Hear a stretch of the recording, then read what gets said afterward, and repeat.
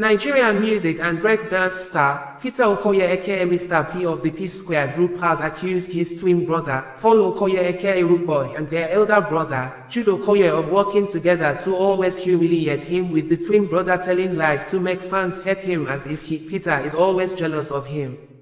Peter Okoye, in a news statement captured as open letter addressed to his twin brother, Paul Okoye on Monday, said they have lost command in the pulling of crowds of people or fans unlike when they were together as P-Square. Adding, since they both splitted with different brand names as Mr. P and Rude Boy, they have not been able to stage a show with the entire stadium filled with people unlike the years they were together as P-Square.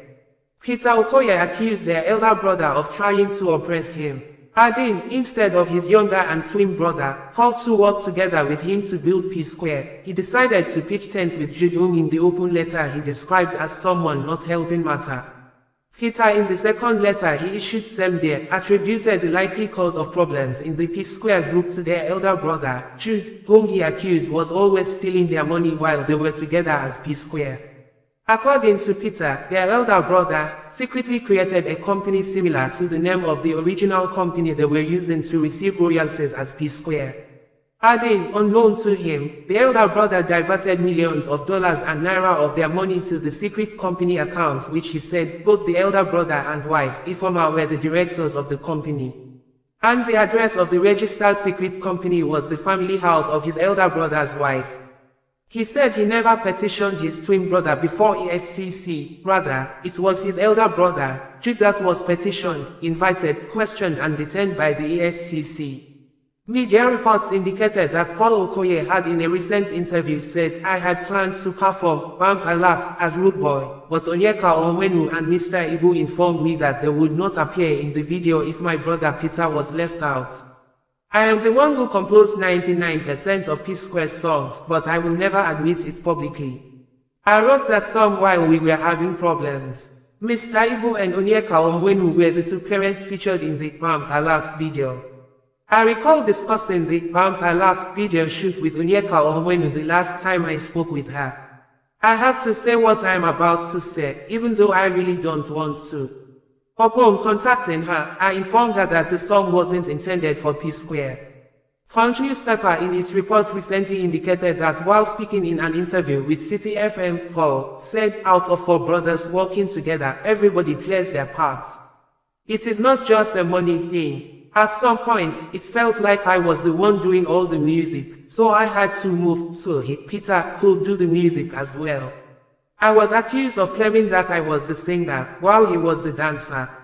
Whenever we went to some places, people would ask who was the singer and who was the dancer, and I didn't know he was taking it to heart. I once told him not to let those things get to him, because that was the part people saw him play.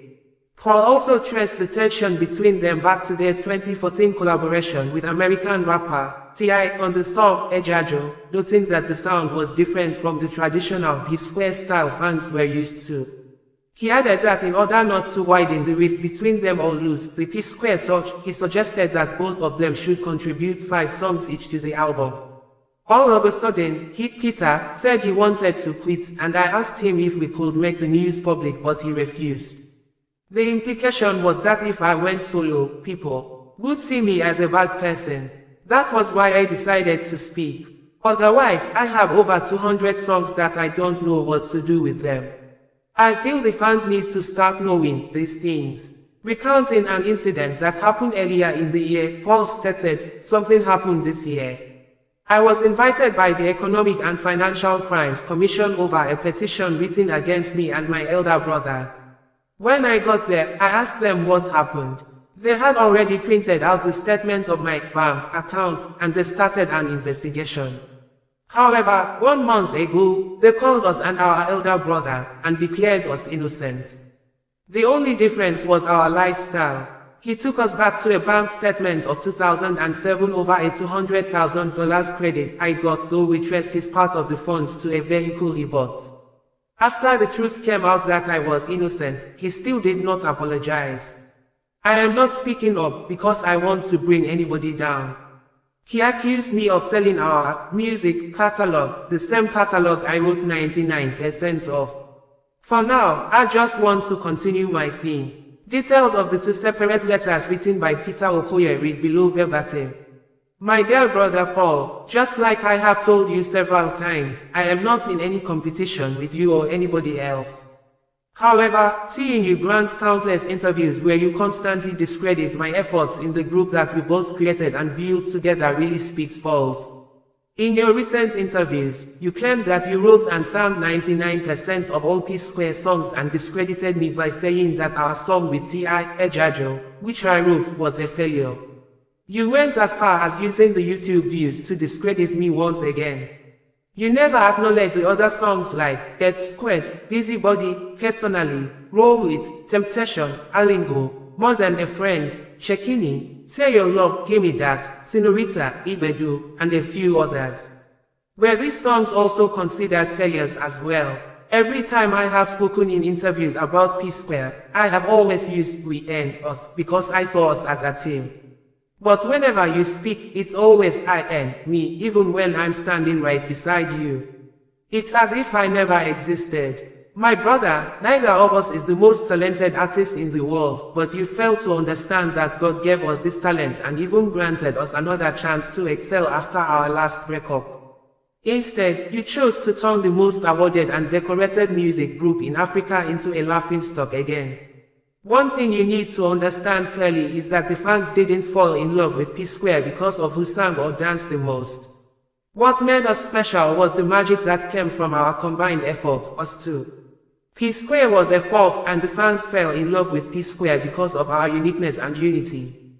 We both have talent, no doubt, and I have often praised you in our interviews for your songwriting ability.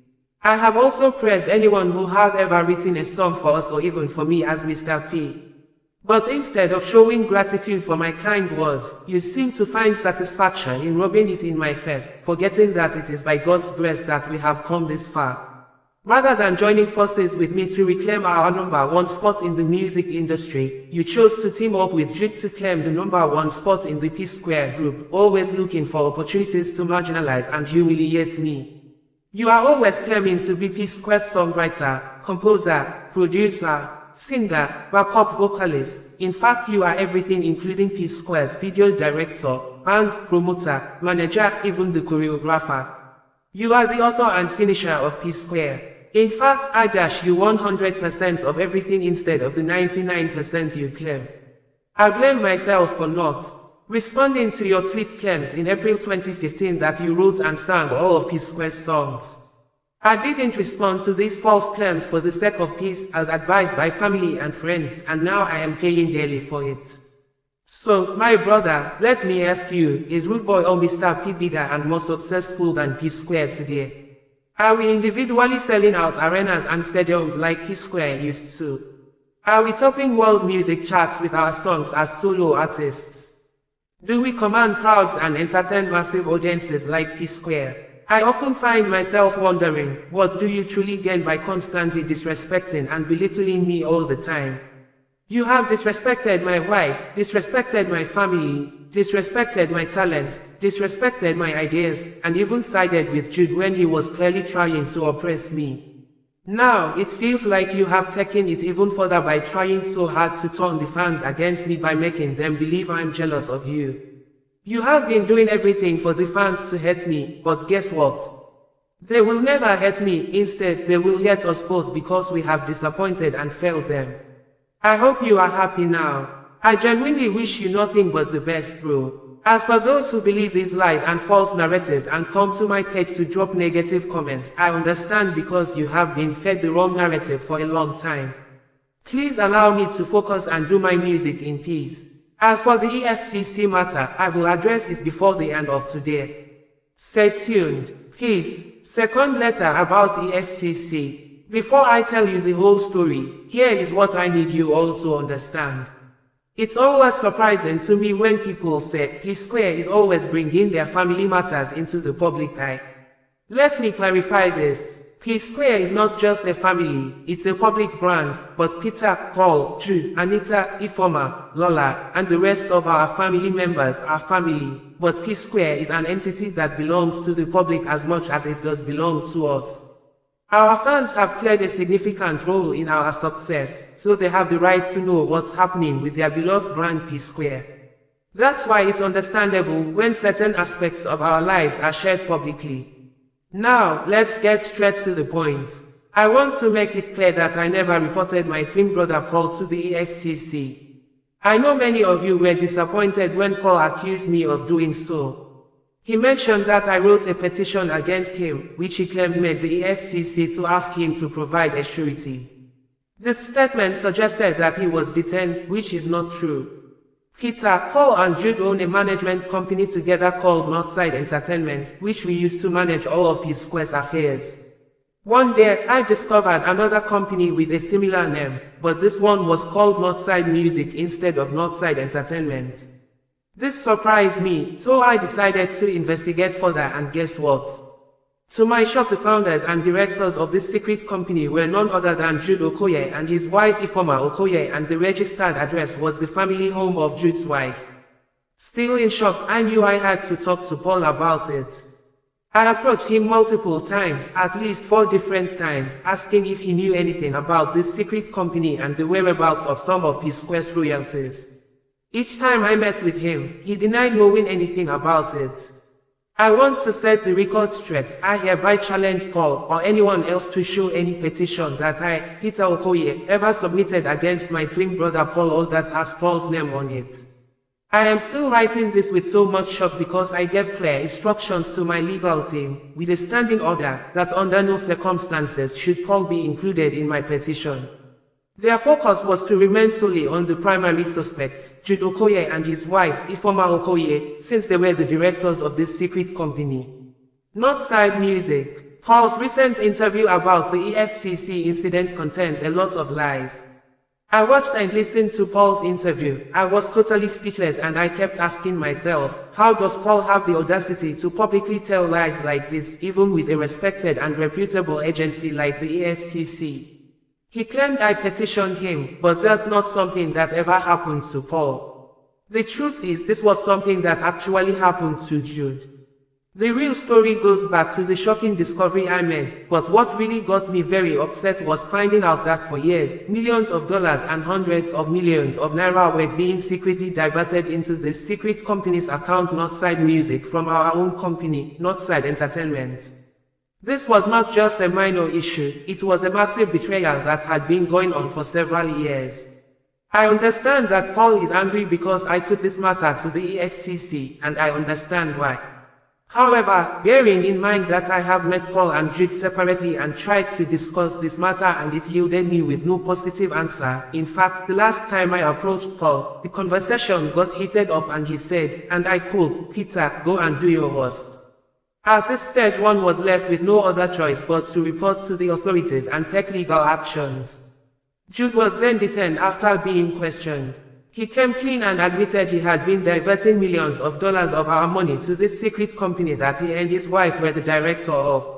All of Jude's bank accounts were immediately frozen. He was eventually released on bail after he managed to provide a surety and met the other bail conditions. Meanwhile, further investigations are still going on up until now. Paul's name was never mentioned in the petition because he was never a director of this secret company, unless there is something he is hiding from all of us. Paul was only invited for questioning, just like Jason Njoku of Iruko TV, Amaju Pinnick, and others who had transactional dealings with Northside Music. The EFCC investigation found out that Northside Music had been secretly collecting P-Square's royalties over the years. These royalty money were sent to a bureau de change, then transferred to Jude's personal bank account.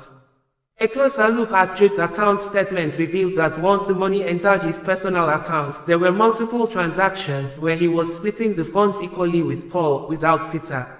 This naturally led to some questions. After Jude confessed to diverting the funds, he also told the EFCC that the money he had been sending to Paul for several years wasn't about sharing money behind Peter's back. Instead, it was money he owed Paul from the sale of their house in America, which he was gradually paying back the loan. This is the reason why Paul has been telling everyone that the EFCC has cleared him, as if I ever wanted him to get into trouble with the EFCC. The story is very long, but I will tell it all in due time. For now, I will stop here until the EFCC sends the final report to my legal team. Once that happens, before heading to the law court, I will make the exact petition that doesn't include Paul's name public. I will also release the EFCC final report, receipts, and other documents related to this secret company, including the CSU registration, bank transactions, and bank statements that Jude set up with his wife, Ifeoma Okoye. May God help us all. Osazuw, bringing you the news in a more digital way.